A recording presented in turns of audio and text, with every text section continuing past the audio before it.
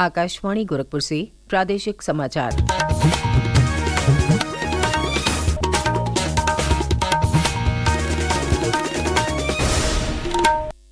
पहले मुख्य समाचार। पूर्व प्रधानमंत्री अटल बिहारी वाजपेयी के जन्म शताब्दी वर्ष के उपलक्ष्य में कल रक्षा मंत्री राजनाथ सिंह और मुख्यमंत्री योगी आदित्यनाथ ने लखनऊ में अटल युवा महाकुंभ और अटल स्वास्थ्य मेले का किया शुभारंभ। रक्षा मंत्री राजनाथ सिंह ने लखनऊ वासियों को दी 662 करोड़ रुपए की विकास परियोजनाओं की सौगात। कहा, अटल जी का जीवन पूरे देश के लिए रहा प्रेरणा का स्रोत। केंद्र सरकार ने प्रदेश के ग्रामीण विकास के लिए 598 करोड़ रुपए से अधिक की धनराशि की जारी। 15वें वित्त आयोग के तहत मिला अनुदान। और श्रद्धा भक्ति और हर्षोल्लास के वातावरण में आज मनाया जा रहा है क्रिसमस का पर्व। नमस्कार, समाचार बुलेटिन के साथ मैं सुकेती अस्थाना। अब समाचार विस्तार से। पूर्व प्रधानमंत्री भारत रत्न अटल बिहारी वाजपेयी की जयंती आज देश भर में मनाई जा रही है। इस अवसर पर विभिन्न राजनीतिक, सामाजिक और शैक्षणिक संगठनों की ओर से विभिन्न कार्यक्रमों का आयोजन करके उन्हें श्रद्धांजलि अर्पित की जा रही है। रक्षा मंत्री राजनाथ सिंह और मुख्यमंत्री योगी आदित्यनाथ की मौजूदगी में कल लखनऊ के केडी सिंह बाबू स्टेडियम में अटल जी के जन्म शताब्दी वर्ष के उपलक्ष्य में अटल युवा महाकुंभ का शुभारंभ किया गया। उद्घाटन समारोह को संबोधित करते हुए रक्षा मंत्री राजनाथ सिंह ने कहा कि अटल जी का जीवन पूरे देश के लिए प्रेरणा का स्रोत रहा है। श्रद्धेय अटल बिहारी वाजपेयी जी के व्यक्तित्व और कर्तृत्व से मैं समझता हूं भारत ही नहीं बल्कि दुनिया के देशों के बहुत सारे लोग अच्छी तरह से परिचित हैं। हम लोग जानते हैं कि जहां पर वह एक विलक्षण प्रतिभा थी, वहीं पर एक अद्भुत सरलता उनके व्यक्तित्व में स्वाभाविक रूप से हम सबको देखने को मिलती थी। इस अवसर पर मुख्यमंत्री योगी आदित्यनाथ ने कहा कि कुंभ भारत की पहचान है। हम सब जानते हैं कुंभ भारत की पहचान है।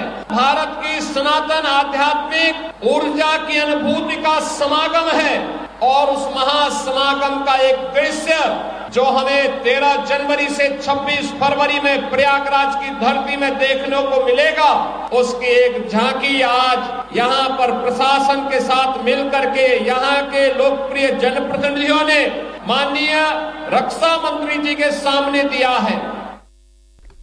इसी के साथ ही कल लखनऊ में 2 दिवसीय अटल स्वास्थ्य मेले का भी उद्घाटन रक्षा मंत्री राजनाथ सिंह और मुख्यमंत्री योगी आदित्यनाथ ने किया।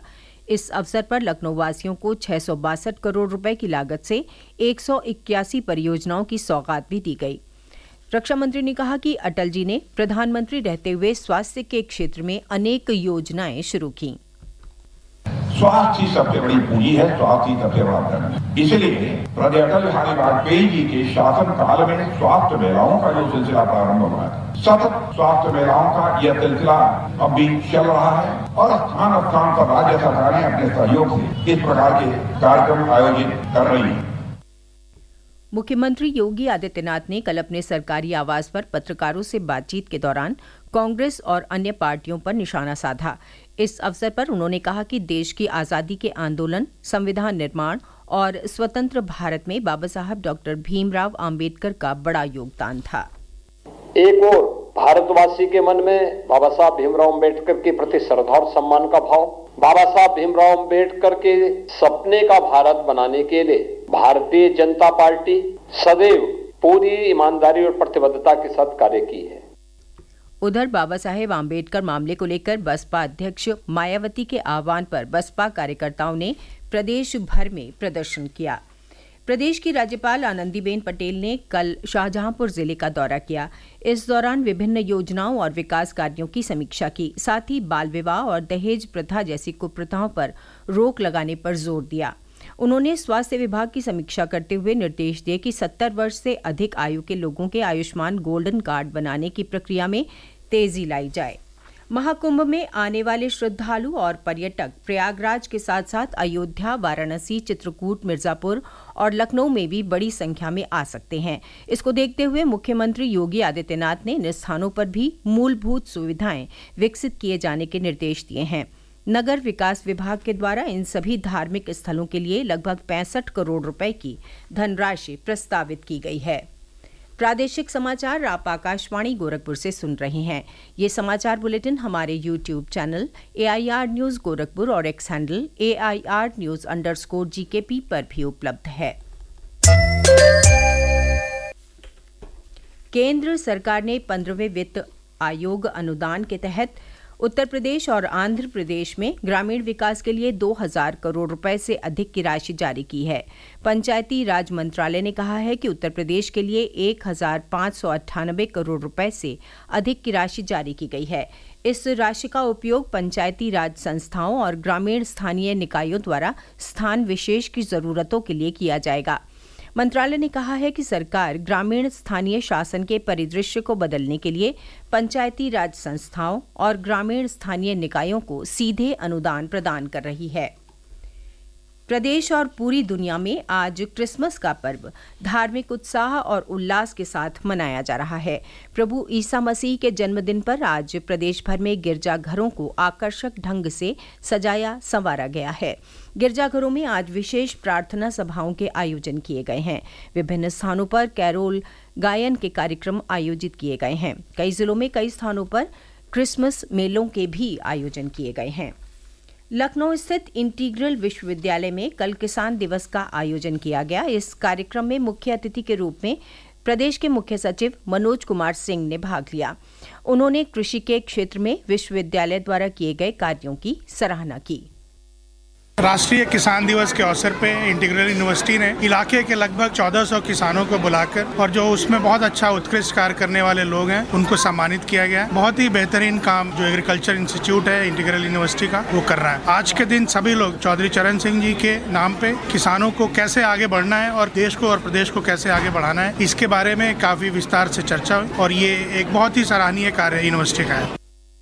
भारत रत्न महामना पंडित मदन मोहन मालवीय की जयंती आज प्रदेश भर में मनाई जा रही है।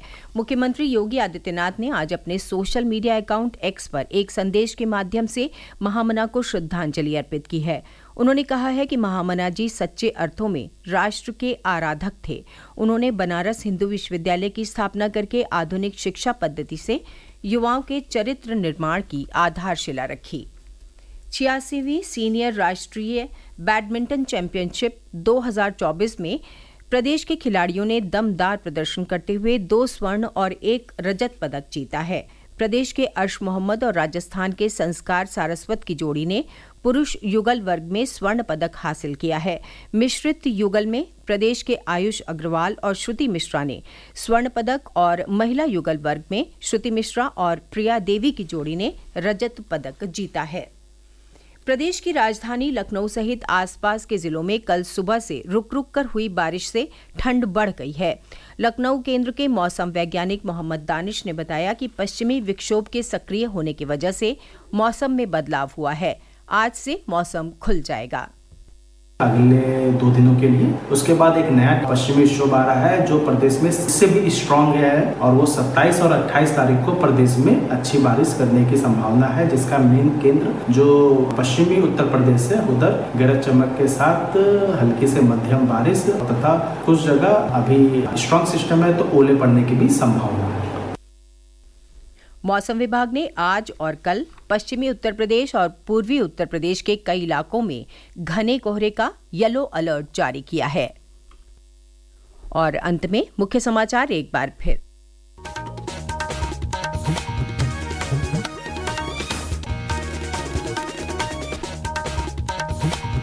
पूर्व प्रधानमंत्री अटल बिहारी वाजपेयी के जन्म शताब्दी वर्ष के उपलक्ष्य में कल रक्षा मंत्री राजनाथ सिंह और मुख्यमंत्री योगी आदित्यनाथ ने लखनऊ में अटल युवा महाकुंभ और अटल स्वास्थ्य मेले का किया शुभारंभ।